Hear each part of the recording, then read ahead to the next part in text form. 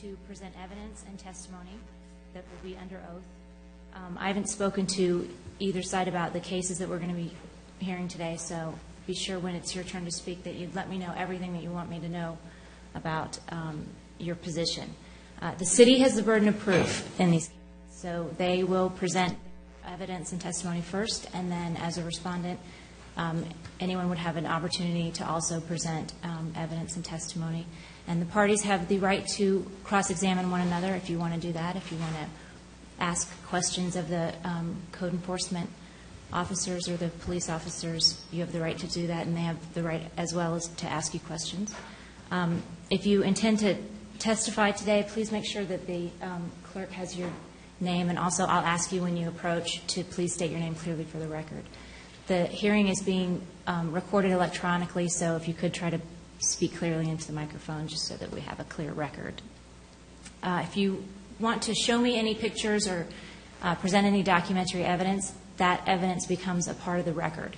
So that means that you have to leave it with me. So I'm happy to look at anything, but be sure that you're willing to part with it. Okay? And then after both sides present, I will give you my findings, and we'll reduce that to an order, and you'll get that in writing as well. But you'll leave here today knowing where you stand. Okay? Now, at this point, if anyone is that will be testifying, that will be approaching the podium and speaking at any time, if you will please stand and raise your right hand to be sworn in. All right. Do you swear or affirm that the testimony that you shall give will be the truth and nothing but the truth? Thank you. All right. Are we going in order of the agenda? I have Mr. Conway as the first case.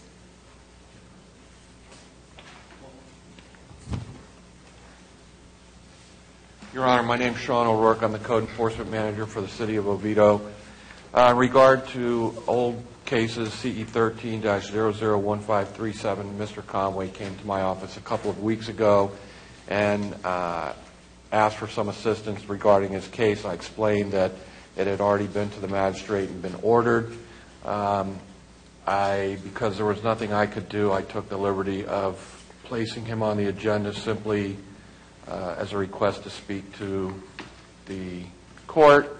I did advise him that there may be absolutely nothing that can be done, but I did, like I said, take the liberty of affording him the opportunity to at least share what he shared with me.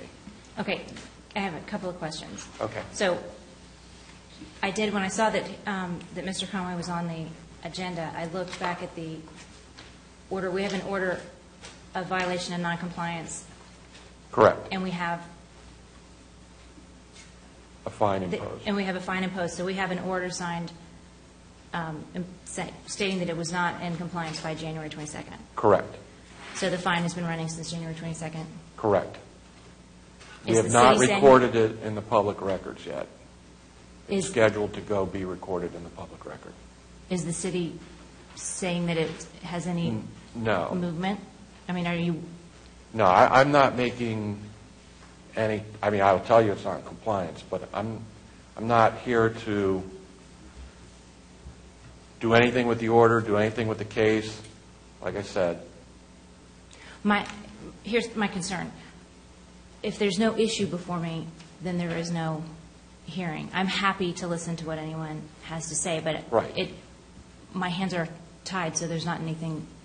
If there's not an issue for me to resolve or decide. I understand, and that's the position that I was in, and that's why, like I said, I took the liberty of scheduling him to speak, but it's your court, and you know,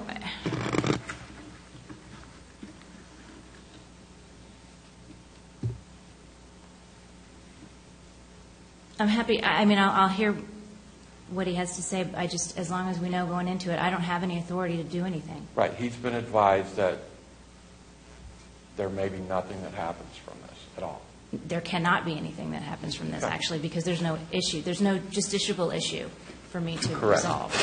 So, correct.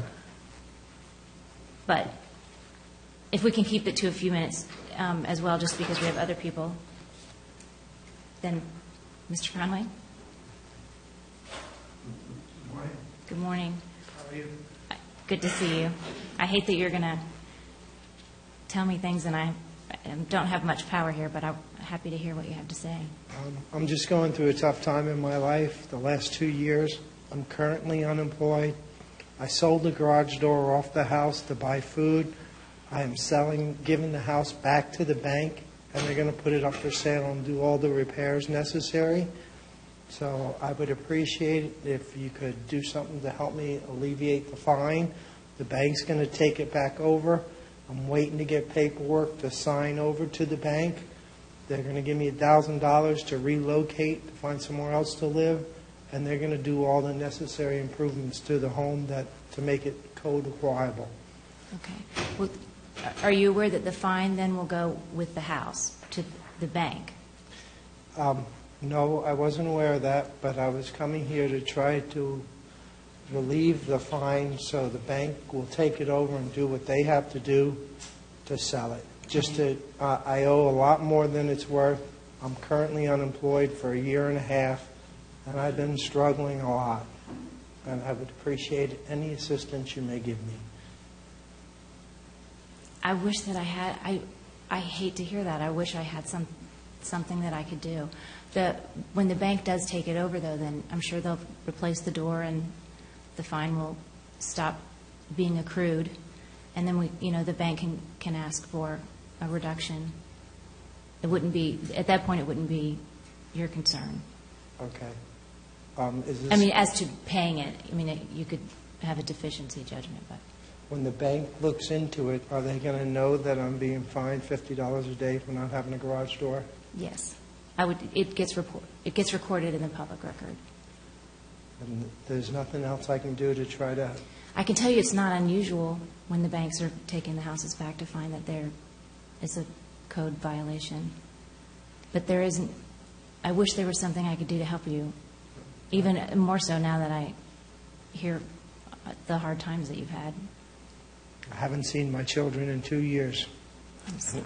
It's caused me a lot of problems in my life.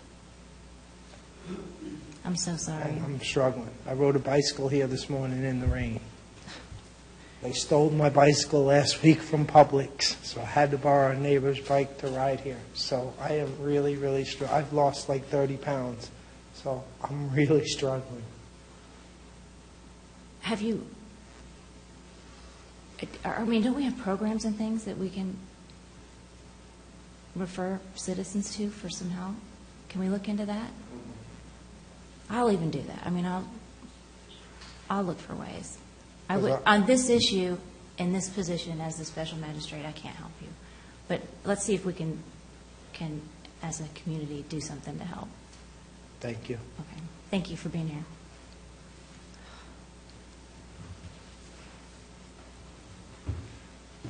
Your Honor, the next case is a Massey hearing for KCE 13-001682 for George Chiatano, 488 East Chapman. You have a packet in front of you. The first item should be the order of violation and noncompliance from December 18th. Yes. And the second page, Your Honor, it was ordered that the respondent has until midnight, February 26, 2014, to bring the subject property into compliance by obtaining all necessary permits for structures erected upon said property or removing all such structures in violation as stated above. You have pictures there that show that the fireplace has been moved approximately 5 feet. I'm sorry to interrupt. I don't have You don't your have the picture? evidentiary packet. I have the orders.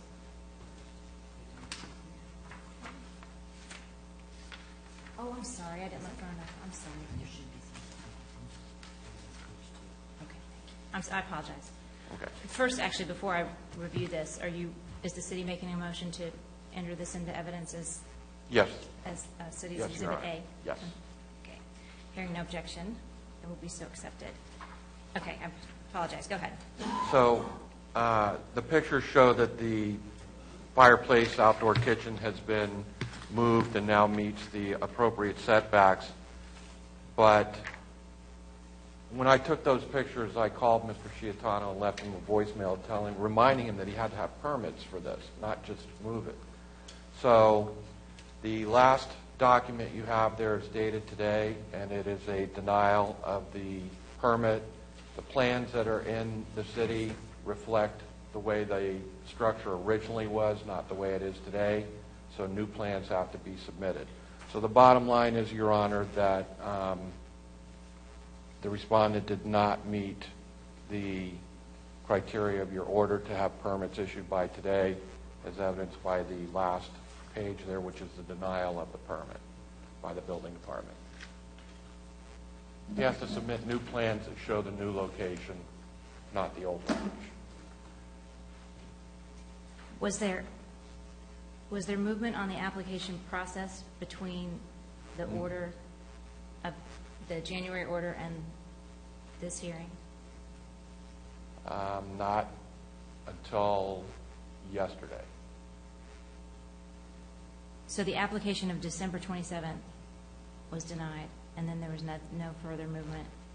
The application, when we met the last time, Mr. Sciatano was supposed to come in and modify his permit to reflect whatever he was going to do. And then we separated the structure from the fence because he had the opportunity of removing the wall, Right. Cutting the wall down, applying for a deviation. He did none of that until yesterday. He came in and met with zoning, and zoning basically took the information that the fireplace kitchen had been moved and kicked the permit back to the building department. The building department this morning looked at the permit and said, these are the old plans that showed the structure attached to the wall. That's not what's there. So they denied the permit. He doesn't have the appropriate plans in for that permit. But the city held it until yesterday? They looked at it yesterday? It's been in-house all this time waiting for Mr. Sciatano to provide the next documentation as to what he was going to do. It wasn't that the city held it. What? From your order from the last meeting, he did not come into the city and submit anything until yesterday. So there was no action for the city to take until he came in. When he came in to make sure that he was compliant on the setback issue. I believe he came in because I called him and left a message saying, okay, you moved the structure, but you still don't have a permit as you were ordered to get. You need to get the permit. The moved structure was that we had two issues, as I Correct. recall, right? One was the setback. Correct. And the other was the wall being built without a permit. Correct. So is the setback issue completely resolved? No. And that's not compliant? That's the permit that he applied. The original permit had both items on it, the wall and the structure. They were attached. Right. Those are the plans that he submitted to be reviewed. The wall and the outdoor kitchen structure? Correct. Okay. Yesterday he came in and said, I've moved the structure. Zoning said, that's good for us. You've moved it 5 feet. You still have the issue of the wall. We're going to kick the permit back to building now. Building reviewed it this morning and said, these plans don't match what you're telling me is there. Your permit's denied. That's not what you're submitting is not what you're building.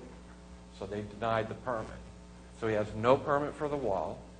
He has no permit for the outdoor kitchen. He has no permits for either. He told zoning he was going to cut the wall down to 6 feet so that he wouldn't have to do the deviation. The wall is not cut down to 6 feet. It's at 7 feet.